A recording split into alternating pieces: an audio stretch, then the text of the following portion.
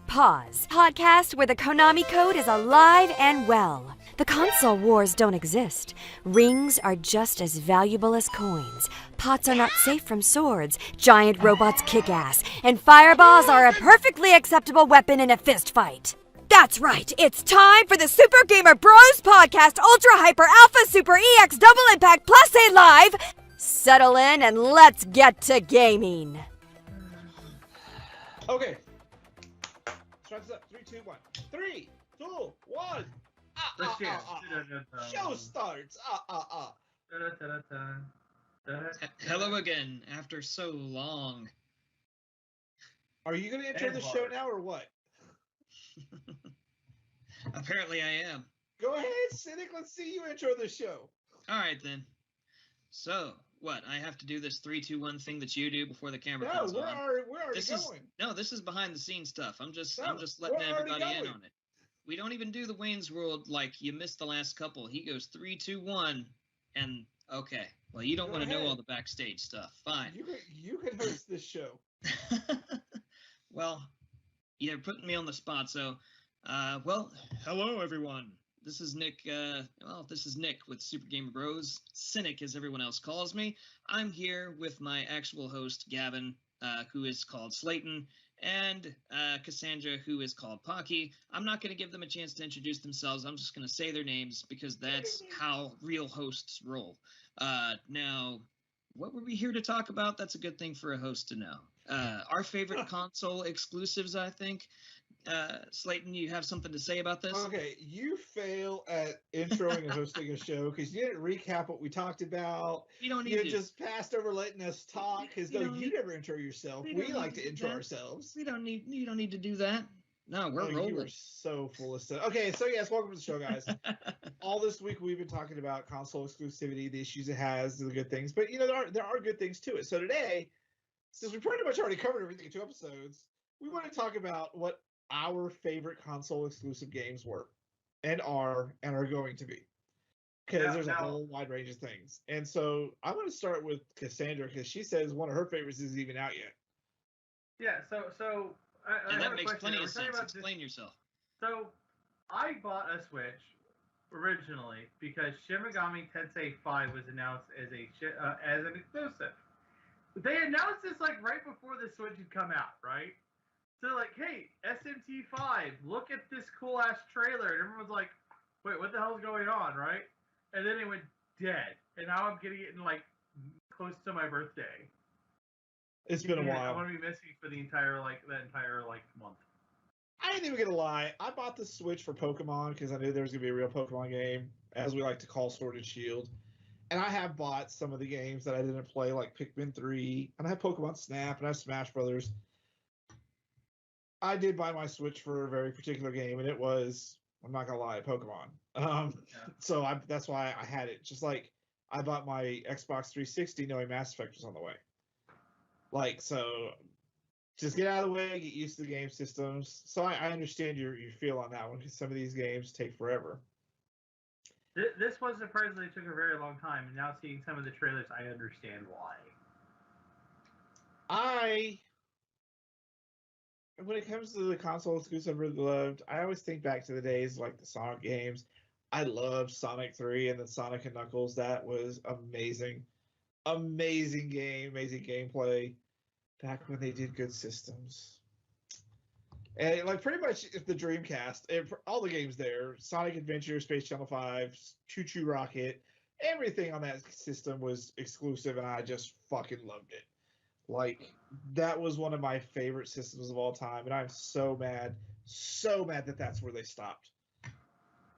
Yeah, they were just a little too ahead of their time with the internet connectivity and the weird way they did memory cards that you could still play. Like their whole thing was revolved around having fun with the system, with as many people as possible on the internet, or even without the system on your little memory card. The little VMUs, they were like little Tamagotchis. Yeah. Also, there were certain like Marvel vs. Capcom 2. Marvel vs. Capcom 2 was exclusive to that system for a long time. Eventually, it did come out on PlayStation 2 and Xbox. But for a while, you can only get it on Dreamcast. But remember, you could take your memory card and pop it into the arcade. I remember that. Didn't know that. Yeah, they had arcade slots. I think there was 1 or 2 in the there was 1 or 2 in Austin that allowed you to do it. Of course, at Einstein's, because where else would it have been in Einstein's? But they also did that with Gauntlet. One of the Gauntlet games, you can put your memory card into it and transfer your hero. That's very cool. Was I the only one who took the Pokemon Snap cartridge to Blockbuster to print the stickers? Yes. No, I think I did too at one point. I was so proud of those stickers. That was an actual thing they got you to do. Yeah, that was pretty cool. Well, I have to say, I think the king of all exclusive games, as much as I hate to say it, is Halo. You think so? I don't think anything has come close to the popularity of that as an exclusive game. Well, I being a huge Halo fan, would love to agree with you. I really would. I hear some dissension in the ranks. Oh, there's always dissension in the ranks. So you could have said my favorite, and I may have had an argument about it. The only reason I have anything to say is because I think Super Mario World for the Super Nintendo changed the game of gaming quite a bit when it first came out. Just the secrets, the mechanics, the graphics, the smoothness. I disagree with you. The way that game played. I mean, before that, I don't think Sonic. I can't remember when Sonic the Hedgehog came out. If it was before or after Super Mario World. Certainly, Sonic was a big improvement. I think it was about the same time. It was probably about the same time. It was just before. But there are secrets in Sonic. There are things in Sonic that just really that Sega did to catapult gaming to not just children's gaming. There definitely are, but I'm just saying the crazy amount of polish that went into Super Mario World and everything that spawned off Mario after that. I don't know. I just think that opened a lot of doors for Nintendo going forward. I mean, that much. It absolutely sold the Super Nintendo system, and there's a boatload of good games behind it. But somehow, I feel like no game ever got quite as good as Super Mario World. Like that it was incredible. They started off with their best foot forward. Truly. Anything else you want to add, Cassandra, before I keep going? Sure. I was hoping so. I have one that actually was pretty much a system exclusive all the way up to like 2 generations after it, and that was Castlevania Symphony of Night. You want to talk about a game that rewrote so much shit after it came out. Oh my God, yes. There's a reason we call it a Metroidvania. There's a reason Igarashi becomes so flipping powerful. Because that game was a masterpiece. Even with its flaws, it was a masterpiece. Even with its no continue button after you die. No or the reload. bad English. I mean, come on. What is a man? A miserable pile of secrets. But enough. How about you? Yeah, I forgot about Metroid, but I also forgot about the even bigger than Halo, the biggest exclusive game franchise is Pokemon. Every time they release something Pokemon, the industry just stops. It's like it's all Pokemon. Yeah. No matter what it is. Like they just released Pokemon United and people are just batshit crazy for it. Free to play, pay to win game. Like really? Yeah. Whether it's Pokemon Go or it's Sword and Shield, like people are gonna buy that system just to get that game. That's for sure. That's honestly why I bought my Switch, was because I knew Pokemon was coming, and I have Pokemon Sword, I've got Pokemon Snap. I love it. Okay, cool. You said Snap. Yeah, I'd say that was probably a big reason I got mine too. So I can't argue with that one. Maybe I think Smash is higher up on the list for me, but really the Switch has a lot of great stuff going for it. So half of it is remakes, remasters. I'm just gonna be real honest there.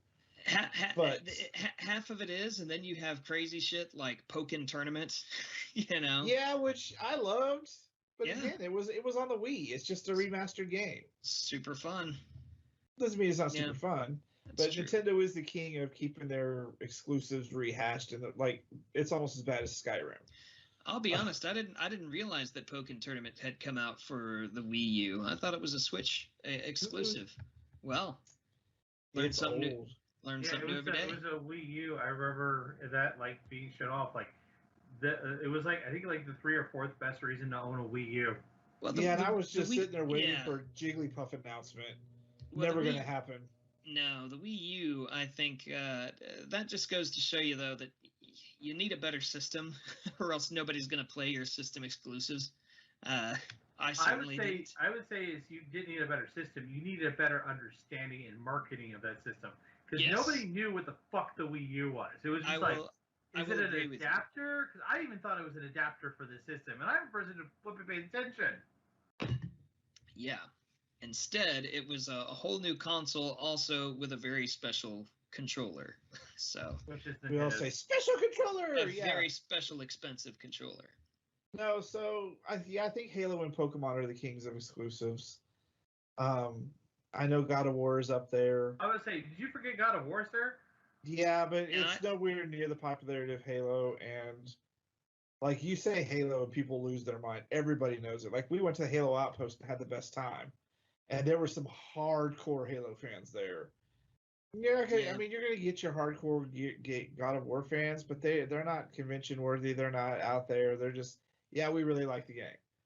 But Halo has spawned an entire legacy. I like how Gavin ignores like the entire fan culture. There's a lot. We're not going into the Omega Base fan culture shit, dude. We're not going down that because we do not need no fanfic of like the God of War screwing himself with a Hydra up his ass. Like we don't need that shit, Pocky. I'm not talking about that. I am talking about that, like even just the like when they first announced the PS4 God of War, all they said was God of War. And everyone went and lost their goddamn mind. They didn't even say not nearly as much as when they say, "Hey, there's a new Halo." I mean, I really do think by the time PlayStation 3 rolled around, God of War 3 genuinely moved that system. I really do. That, along with Metal Gear Solid, I'd say Metal Gear is definitely one of the best exclusives of all time. When it was 1 through 4 and it was on PlayStation, that really pushed that system forward. I think it really didn't get going until I also, well, you'll have to excuse me. I was going to say I didn't think it really got going until maybe a little bit later. I'd say 4 is also another game that really sold the PlayStation 3 very much. I wouldn't say that.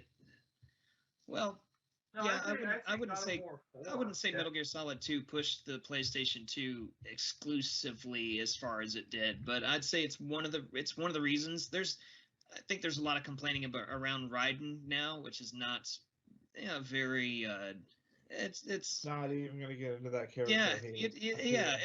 If we can open that door. I honestly think Raiden gets a bad rap. If you'll, no, we ain't even going to go down that route. Yeah, so, we can't go there with you. That'll be a whole nother mini episode or question of the week. Why do we hate Raiden?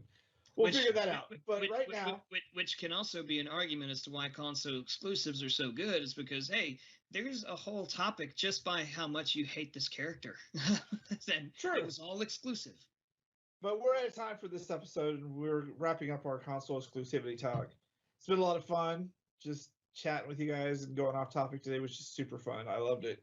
I love when we just kind of start evolving and flowing, but still try to find our way back to our main topic. We have one episode left for the week. As long as it's fun. Yeah.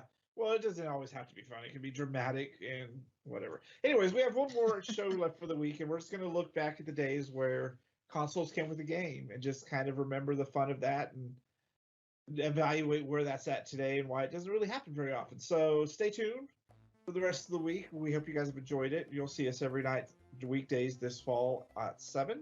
I don't know why I said it that way. I want to know why all of a sudden we're becoming the Great British Bake Off. Oh goodness, we're going to make scones in the shape of the Triforce tomorrow. We'll see you then. Maybe somebody will get a handshake. A firm handshake, though.